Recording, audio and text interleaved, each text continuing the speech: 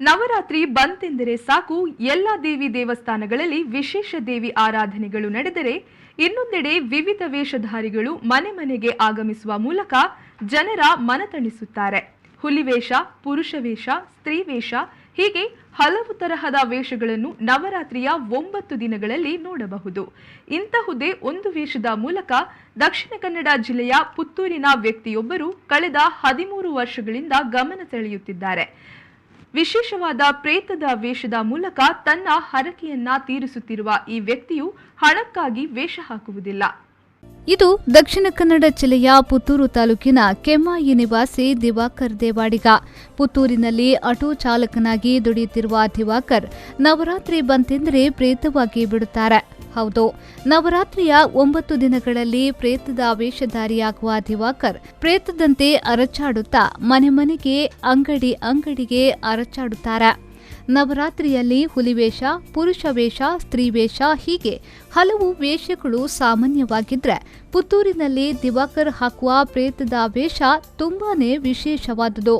ಹಲವು ವರ್ಷಗಳಿಂದ ನವರಾತ್ರಿಯಲ್ಲಿ ವೇಷ ಹಾಕುವುದನ್ನು ಕರಗತ ಮಾಡಿಕೊಂಡಿರುವ ದಿವಾಕರ್ ಹಿಂದೆ ರಾಘವೇಂದ್ರ ಸ್ವಾಮಿಯ ವೇಷ, ಈಶ್ವರನ ವೇಷ, ಕೃಷ್ಣನ ವೇಷ ಹೀಗೆ ದೇವರ ವೇಷಗಳನ್ನು ಹಾಕುತ್ತಿದ್ರು.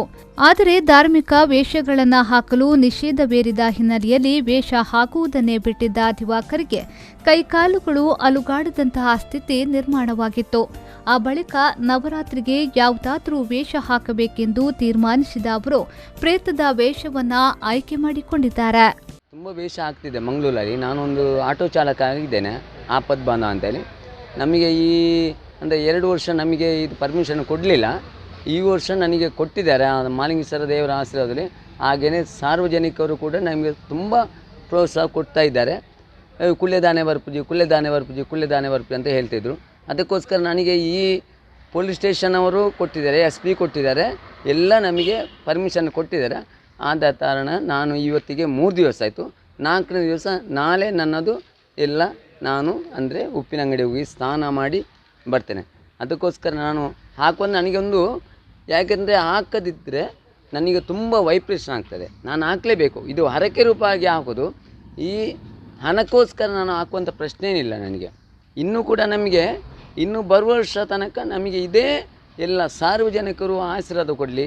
ಹಾಗೆಯೇ ನನ್ನ ಎಲ್ಲ ನಮ್ಮ ಆಟೋ ಚಾಲಕರಿಗೆ, ಸಾರ್ವಜನಿಕರಿಗೆ, ಎಲ್ಲರಿಗೂ ಪುತ್ತೂರು ಪೊಲೀಸ್ ಸ್ಟೇಷನ್ಗೆ ಕೂಡ ನನಗೆ ಕೊಟ್ಟಂಥ ಜನಗಳಿಗೆ ನಾನು ಅಭಿನಂದನೆ ಸಲ್ಲಿಸ್ತಿದ್ದೇನೆ. ನಾನು ಸಾರ್ವಜನಿಕರಿಗೆ ಯಾವುದು ರಸ್ತೆಯಲ್ಲಿ ಹೋಗುವ ಕೂಡ ಬಲಾತ್ಕಾರವಾಗಿ ಹಣ ಸಂಪಾದನೆ ಮಾಡುವ ಇಲ್ಲ. ಕಳೆದ 13 ವರ್ಷಗಳಿಂದ ಪ್ರೇತದ ವೇಷವನ್ನ ಹಾಕಿಕೊಂಡು ಜನರನ್ನ ಮನರಂಜಿಸುತ್ತಿರುವ ದಿವಾಕರ್ಗೆ ಇದರಿಂದ ಹಣ ಮಾಡುವ ಉದ್ದೇಶವಿಲ್ಲ.